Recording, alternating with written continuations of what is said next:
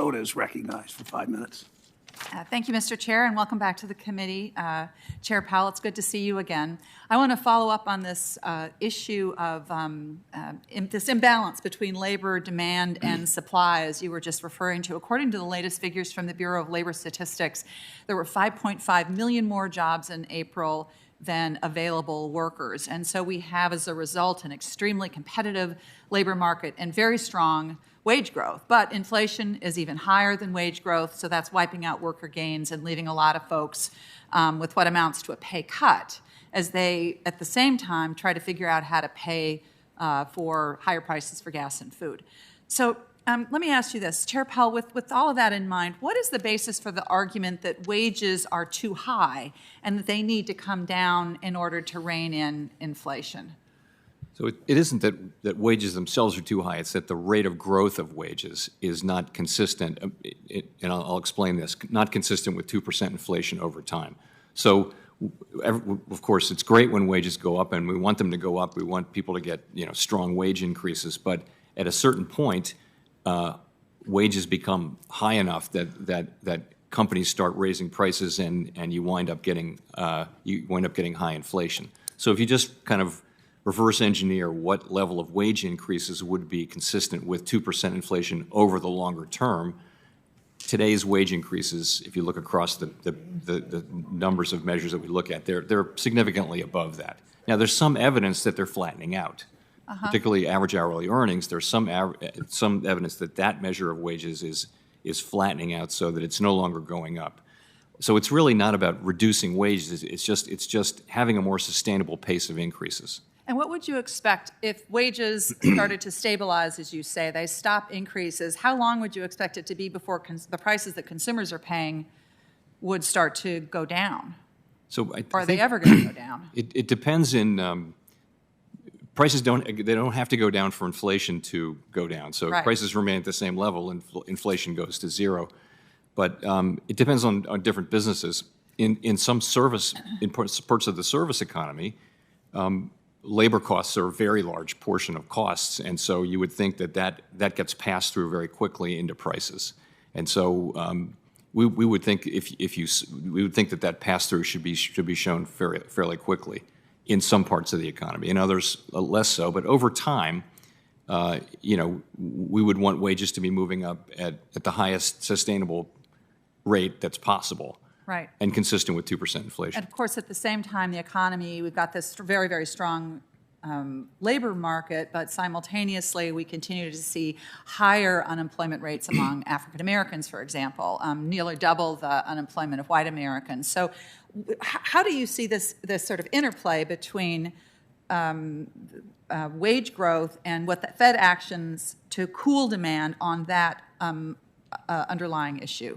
So we don't target wage growth, of course.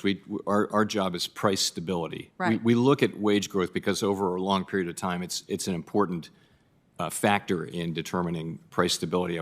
So that's really how we think about it. In terms of the disparities, we saw those disparities increase significantly at the beginning of the pandemic and then reverse. As we pointed out in our monetary policy report, those gaps have at least returned to historically lower levels. There's still gaps, though, and those are not really gaps that we can get at with monetary policy. But we point them out because they're an important aspect of our economy, and we do consider them as we think about appropriate policy.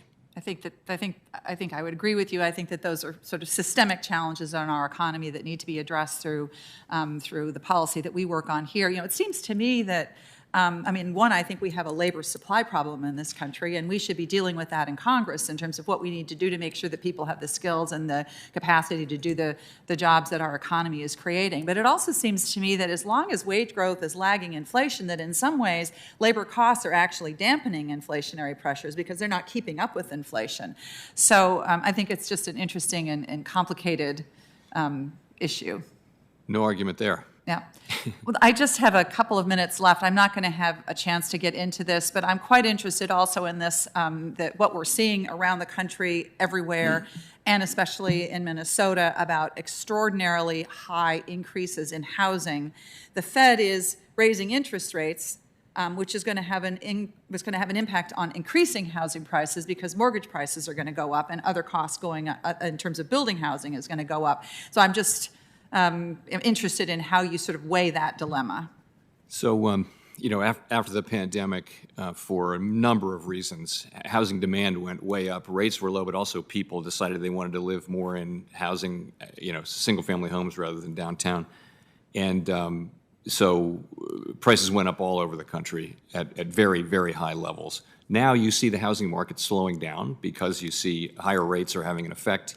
That should have an effect on housing prices, perhaps even fairly quickly, so that prices won't necessarily come down, but price increases will flatten out. We're seeing lower home sales, we're seeing lower starts, so we're seeing a slowing in housing. And, ideally we would, the very low settings of rates during the pandemic were appropriate, but part of what that did was it supported a lot of demand for housing. Maybe we're going to get back to a place where supply and demand are closer. I will say, I agree with you on the labor shortage issue, which is a longer-term issue that we have, but also with housing, there are constraints on housing construction, so that it's it's very possible that we'll be in a position where there isn't enough appropriate housing at the right price, and that's a longer-run issue. Again, not so much for us as for you. Thank you. Thanks, Mr. Chair. Senator Lummis of